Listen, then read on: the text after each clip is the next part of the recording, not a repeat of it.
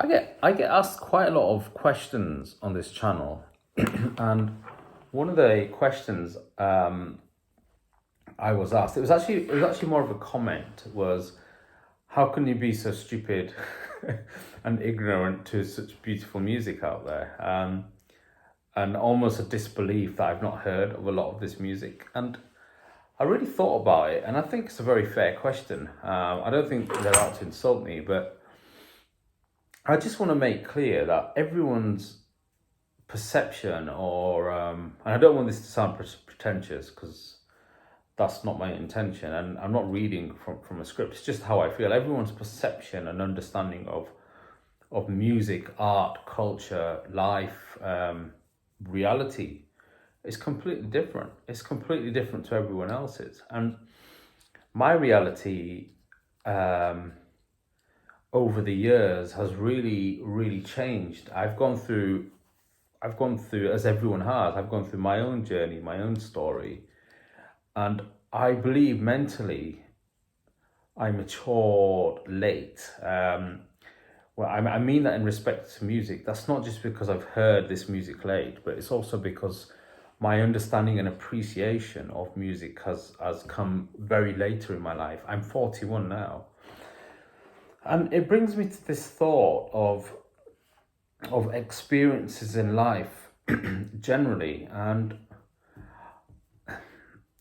I think when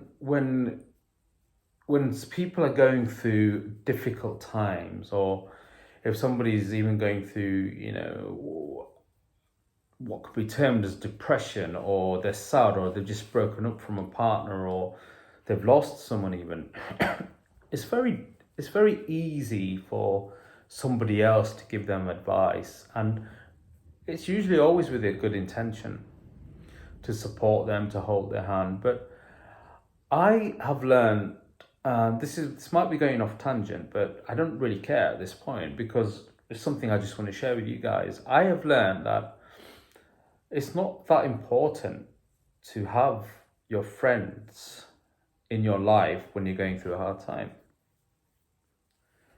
What's more important, I said it's not that important. I didn't say it's not important at all. And what I mean by that is, what's really important is that you develop yourself, that you're able to turn inward to your own soul or spirit or internal thoughts and deal with the situation in a way that helps you develop as a person.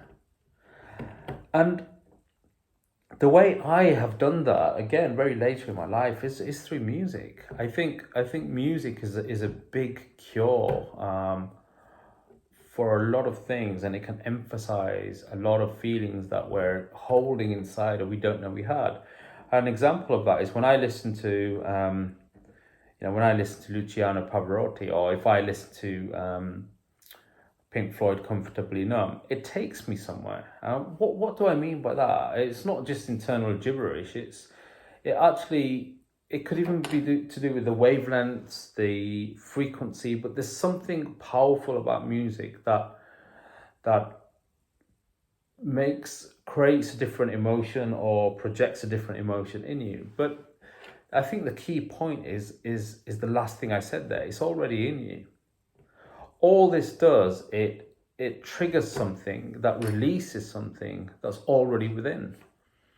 So when, for example, you're going through a hard time, or you're feeling depressed, I think rather than turning to someone else to fight that battle or resolve that situation or help you feel better, which in itself can be a good thing, fight that battle from within and let that internal energy that's in there already, that beautiful thing that you have called a spirit or a soul or whatever you want to call it, the light within, let that shine.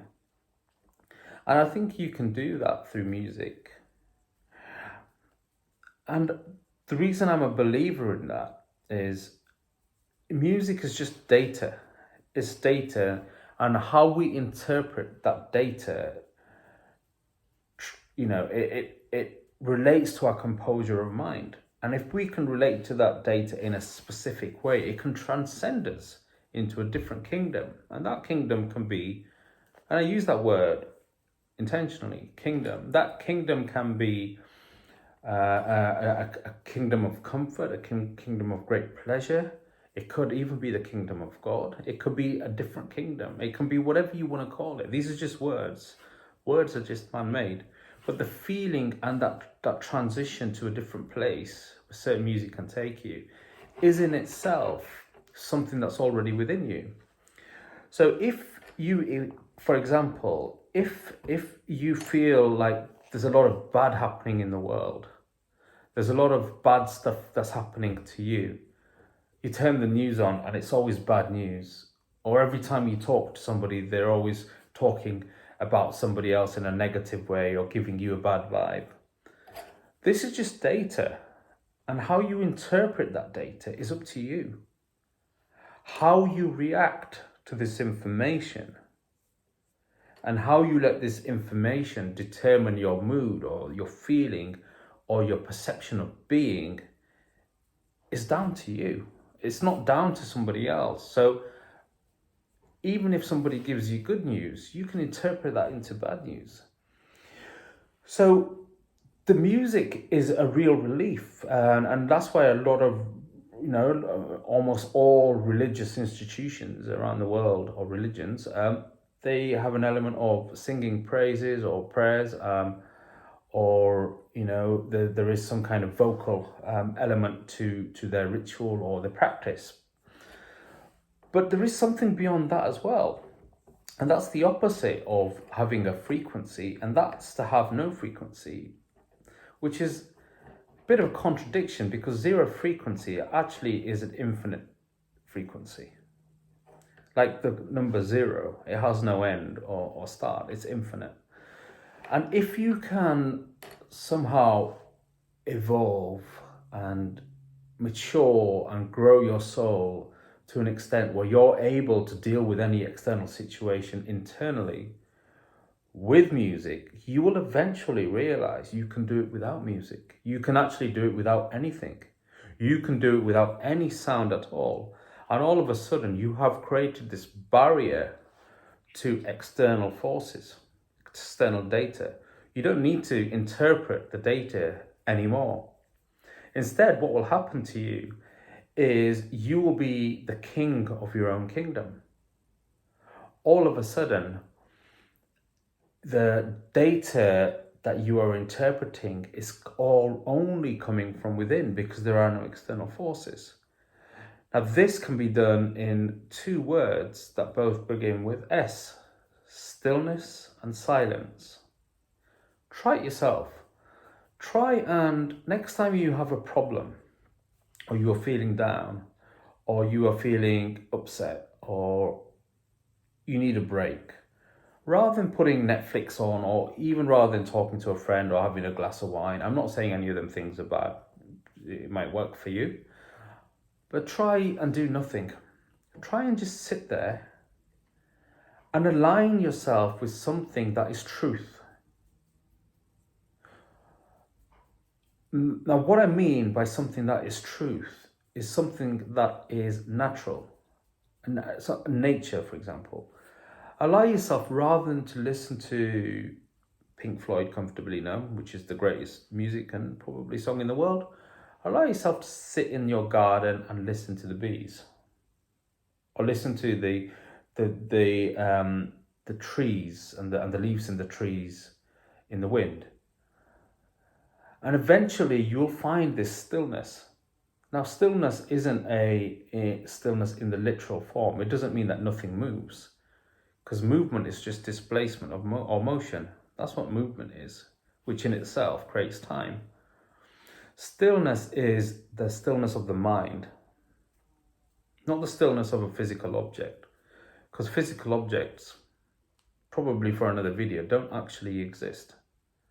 It's just interpretation of what's in front of you through your eyes, right? Or your touch, or your smell, or, whatever. But the reality is very different. So if you get to a stage where you can just sit down with your eyes shut, preferably, and just listen to nature. You will feel very still. You will feel very silent.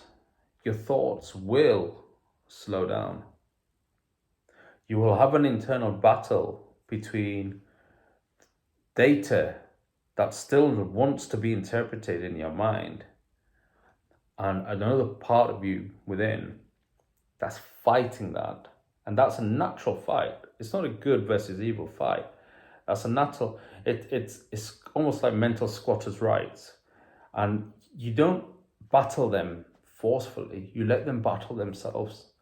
And what you will find eventually as you develop is you're automatically able for any stones to be thrown at you, not touch you, not bother you, and not have an impact on how you feel. All of a sudden, there's no external forces that can influence your frame of mind. And that's because you're able to be still and you're able to be silent. So practice being still, practice being silent. Introduce music into your life for a different purpose other than entertainment. And you will find it does awaken something, and that will develop. Now, some can call it meditation. Again, that's just the word. A meditation is different, in different parts of the world, although it may have an origin. But being still and hearing nothing and thinking of nothing, it's a very difficult thing to achieve. And sometimes the hardest thing to think about is nothing. And it's a journey, it's a very long journey. This cannot happen in one practice. It's like life, life is a long journey. It's not a game. It's a long journey, and through time you develop these skills. And again, going back to my first point, and I'll tell you the purpose of this video as well, if you are still listening. I matured very late, mentally, and music and frequency for me has gone from heavy metal to, it went through the classical phase, but now I find I have a lot more love with the silences in music as I do with the sounds in music. And I hope this video can actually do something for someone. But I think the key takeaway is allow yourself to find it within you to handle issues around the world. If you switch off from the sources of data, ironically, this is on YouTube, but this is what I'm talking about. If you switch off from Netflix, switch off from YouTube, switch off from your mobile phone, switch your TV off, it's not digitalizing or digital detox, as someone once called it, or social media detox. It's none of that. They're just words. Again, what it is allowing yourself to just be yourself. And I think you will find that slowly you find a lot of peace from within. And again, you are the master and the king or queen of your own kingdom. Anyway,